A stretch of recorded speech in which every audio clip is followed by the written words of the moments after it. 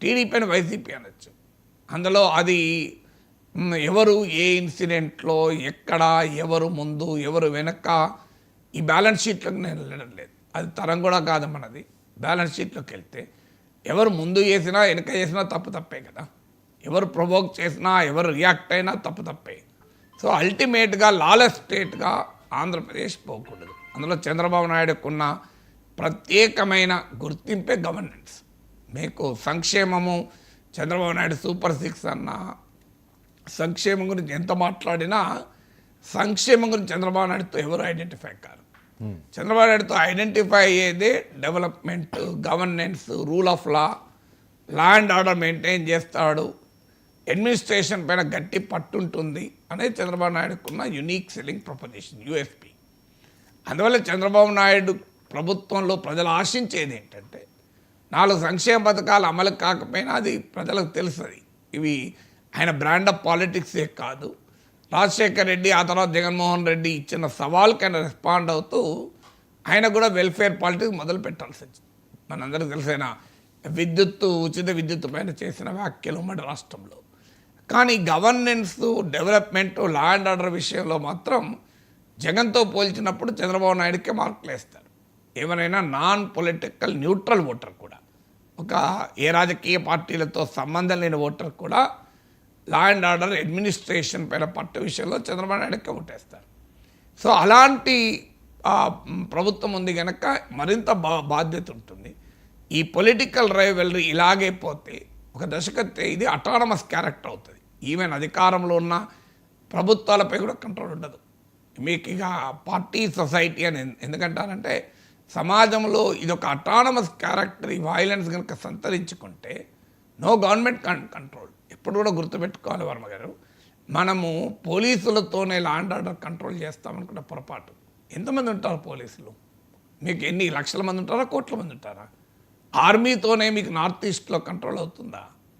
మీకు కంట్రోల్ కావాలి అంటే పోలీసు, లా ఎన్ఫోర్స్మెంట్ అవసరమే, but not the it is essential but not the exhaustive అంటారు. అంటే కేవలము సమర్థవంతమైన పోలీసు ఉంటేనే లా అండ్ ఆర్డర్ మెయింటైన్ కాదు.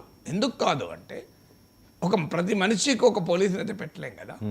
పోలీస్ ఫోర్స్ లిమిట్, తర్వాత యూజ్ ఆఫ్ ఫోర్స్ లిమిట్ ఉంటుంది.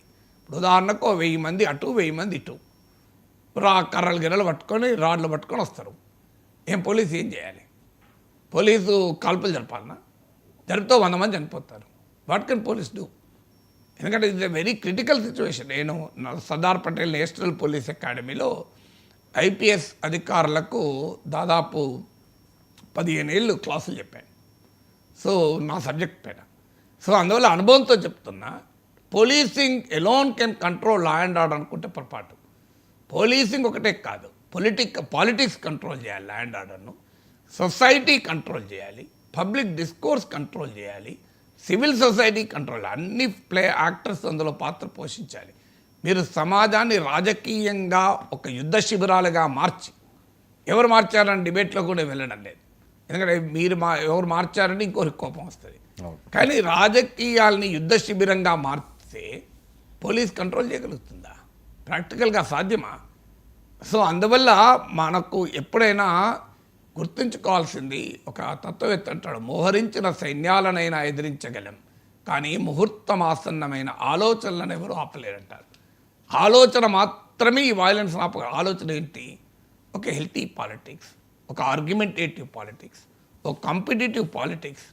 కానీ ఈ కాంపిటీషన్ ఎక్కడికి పోతుంది మనం అంటే, ఒక పార్టీ మరో పార్టీని వాళ్ళని చూస్తే తన్నాలి, కొట్టాలి, పొడవాలనేంత కోపంతో రాజకీయ శిబిరాలు ఉంటే, ఒక వార్లైక్ వాతావరణాన్ని మీరు క్రియేట్ చేస్తే స్టేట్ విల్ బి లాలెస్. నేను ముందు చెప్తున్నాను, ఒక గొప్ప రాష్ట్రం ఆంధ్రప్రదేశ్. అందులో గవర్నెన్స్, రూల్ ఆఫ్ లాకు పేరుగాంచిన ముఖ్యమంత్రి ఇప్పుడు గనక లాలెస్గా మారిపోతే చంద్రబాబు నాయుడు కాదు, అంతకన్నా పవర్ఫుల్ అడ్మినిస్ట్రేషన్ ఏం చేయలేడు. When society becomes lawless, police cannot control it. అందువల్ల సోషల్ ట్రెండ్స్, అందుకే మీకు క్రైమ్లో కూడా సోషాలజీ ఆఫ్ క్రైమ్ తెలుసుకోమంటారు. సో మీకు నేరాలకు కారణమైన సామాజిక స్థితిని మార్చకుండా పోలీసులు కూడా నేరాలు కంట్రోల్ చేయలేరు. ఇది గుర్తించాకనే పోలీసుల కమ్యూనిటీ పోలీసింగ్ మొదలైంది. మీరు గమనిస్తే తుపాకులు పట్టుకొని లాఠీలు పట్టుకొని తిరుగుతలేరు పోలీసులు. మీకు పోలీసులు పిల్లలకు క్లాసులు చెప్తున్నారు, 10వ తరగతి చదివే పిల్లలకు శిక్షణా తరగతులు ఇస్తున్నారు. ఎందుకు? పోలీసింగ్ కూడా ఒక సోషాలజీ ఉంటుంది. క్రైమ్ సమాజము క్రియేట్ చేస్తుంటే ఏ పోలీస్ ఏం చేస్తారు? మీకు సింపుల్ ఎగ్జాంపుల్ చెప్తాను. ఇంట్లో మనకు ఇల్లు క్లీన్ చేస్తూ ఉంటాం, కానీ కంటిన్యూస్గా చెత్త పోసేవాడు ఉంటాడు. మీరు 10 మంది అర్బన్ కంపెనీలో పట్టుకొచ్చినా క్లీన్ కాదు. ఫస్ట్ ఆ చెత్త పోసడం ఆపాలి. ఆ చెత్త పోసడం ఆపితే పడ్డ చెత్తను క్లీన్ చేయొచ్చు. కానీ ఒక చెత్త పోస్తూనే ఉంటాడు, క్లీన్ చేస్తూ ఉంటాడు. ఆ చెత్త ఎప్పుడైనా క్లీన్ అవుతుందా? ఇక్కడ క్లీన్ కావాల్సడానికి ఒక 10 మంది మనుషులు పెట్టినా క్లీన్ కాదు. అల్టిమేట్గా చెత్త పోసేవని ఆపాలి. అందువల్ల ఎప్పుడు కూడా పొలిటికల్ వయలెన్స్లో పోలీసు స్టేట్ మిషనరీ ఆపలేదు. ఆ పొలిటికల్ వయలెన్స్కు కారణమవుతున్న ఫ్యాక్టర్స్ని ఆపాలి అంటే ఇలా ఇప్పుడు పేరు నాన్ని రెచ్చగొట్టాడు, రేపు అటువైపు ఇంకో రెచ్చగొడతారు, ఒకరు పర్యటన పోతే ఇంకో